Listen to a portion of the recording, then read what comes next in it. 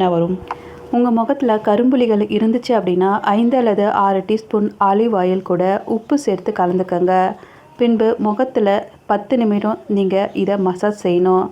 பிறகு ஆவி பிடித்து ஈர துணியால் தேய்க்கணும். இதனால் கரும்புள்ளிகள்லாம் நீங்கிடும். தக்காளியில் பீச்சிங் தன்மை இருக்குது. தயிரில் லாக்டிக் அமிலம் இருக்குது. இது ரெண்டையும் ஒன்றா கலந்து உங்கள் முகத்தில் தடவி 10லேருந்து 20 நிமிடம் கழித்து நீங்கள் இதை நல்லா மசாஜ் செய்து மிதமான நீரில் கழுவணும். இதனால் உங்கள் முகத்தில் உள்ள தழும்புகள்லாம் மறைந்து முகம் பிரகாசமாக காட்சியளிக்கும். உங்கள் முகம் அழகாக இருக்கணும் அப்படின்னா உங்களுடைய மனதையும் நீங்கள் மகிழ்ச்சியாக வச்சுருக்கணும்.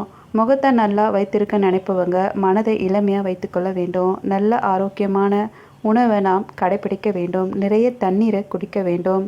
அதே போல் நம் முகத்தில் இருக்கும் பரபரப்பு, டென்ஷன் இது இருந்தாலும் முகத்தில் சுருக்கங்கள் ஏற்படும். தசைகள் தளர்வுறும் போது முகத்தில்